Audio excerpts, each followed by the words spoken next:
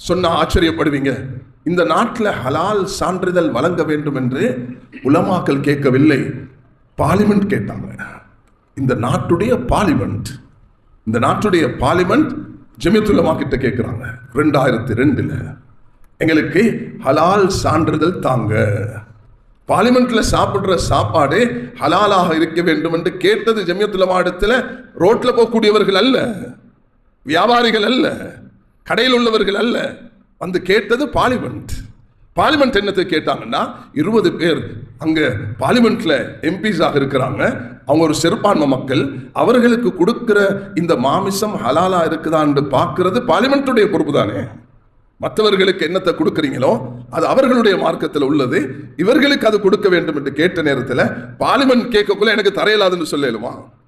1990 doctor Kasim என்ற ஒரு doctor, கண் டாக்டர் அவர்கள் இந்த நாட்டில் ஹலால் சான்றிதழ் முறையை அவர்கள் முன்வைத்தார்கள். அதுல ஜமியத்துல் உலமாவுக்கு நான் பொறுப்பெடுப்பதற்கு முன்பு முபாரக் ஹசரத் ரஹ்மத்துல்லாஹி அலைஹி, ரியால் ஹசரத் ரஹ்மத்துல்லாஹி அலைஹிமா, இவர்கள் 2 பேரும் தான் அந்த நேரத்தில் அந்த நிறுவனத்துக்கு ஹலால் சான்றிதழ் வழங்கினார்கள். கண்ணியமானவர்களே, இது இந்த நாட்டுடைய பார்லிமெண்ட்டுடைய வேண்டுகோள். அதை வைத்து இது ஏன் உலகத்தில் 1977க்கு பிறகு அது ஓபன் எக்கனாமிக் உலகத்தில் பொருளாதாரத்துடைய அந்த விரிவாடு ஏற்பட்ட அந்த காலத்திலிருந்து பலதையும் கலக்க ஆரம்பிச்சுட்டாங்க. ஒரு ஜூஸ்ன்னா ஒரு நாளைக்கு மேல வைக்கலாது, அது கொஞ்ச நேரம் வச்சோம்னா சில ஜூஸ்கள் கெட்டு போகும்.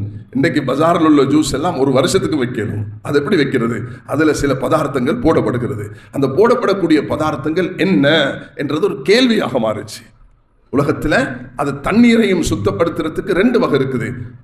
எலும்புகள், அது மிருக எலும்புகளை ஆக்சிஜன் அந்த ப்ராசஸுக்கு சுத்தப்படுத்துறதுக்கு பாட்டில் போடுற தண்ணியை பாவிக்கலாம், அதை சுத்தப்படுத்துறதுக்கு பாவிக்கிறார்கள்.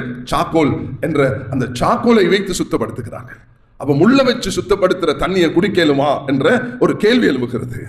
கண்ணியவான்களே, மனித முடியை எடுத்து அதை பவுடராக மாற்றி பிரெட்ல போட்டு அந்த பிரெட்டுடைய அந்த இன்கிரீடியன்ஸ்ல எங்களுக்கு தெரியாம மனித முடிகளையும் பவுடராக ஆக்கி அதுல போட ஆரம்பிச்சு பல வகையான பண்டியுடைய வகையான அந்த அம்சங்களை போட ஆரம்பிச்சுட்டாங்க. ஜெலட்டின் வரக்கூடிய நேரத்தில் பண்டியுடைய கொழுப்பை பயன்படுத்துகிறார்கள்.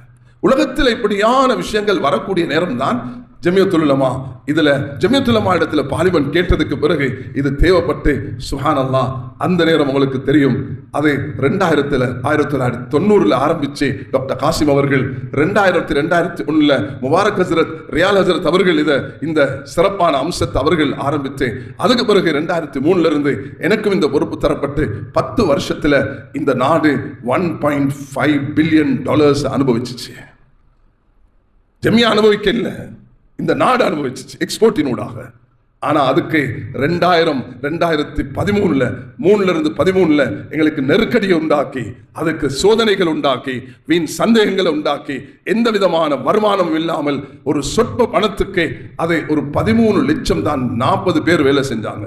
இந்த நாட்டில் சுசந்த ரத்நாயக் என்று சொல்லக்கூடிய அந்த சேம்பர் ஆஃப் காமர்ஸுடைய சேர்மனாக இருந்தவருடைய யூடியூப்ல எடுத்து பாருங்க. அவர் சொல்றார், ஜமியத்துல் உலமாக்கு நாங்கள் பீனட்ஸை கொடுக்குறோம்னு சொன்னாங்க. அந்த நேரத்தில் வருமானம் உங்களுக்கு நாட்டுக்கு கிடைச்சிச்சு. எக்ஸ்போர்ட்டினூடாக மாவை எக்ஸ்போர்ட் பண்ணினீங்க, பிஸ்கட் எக்ஸ்போர்ட் பண்ணினீங்க, இந்த நாட்டுடைய பொருளாதாரத்தை உலகத்துக்கு கொண்டு போனீங்க. இன்றும் அல்ஹம்துலில்லாஹ் நாங்க அந்த ஹலால முஸ்லிம்களிடத்தில் ஒப்படைச்சு புத்திஜீவிகள் உலமாக்கள் சேர்ந்து இன்று அதை வழிநடத்தி வருகிறார்கள். அல்ஹம்துலில்லாஹ் அதை இன்று திரும்ப அதே வருமானத்தை இந்த நாட்டுக்கு பெற்றுக் கொடுத்து கொண்டிருக்கிறது. நாங்கள் நாட்டுடைய பொருளாதாரத்துக்கு பங்காளிகளாக இருக்கிறோம் இந்த ஹலால் சான்றிதழூடாக.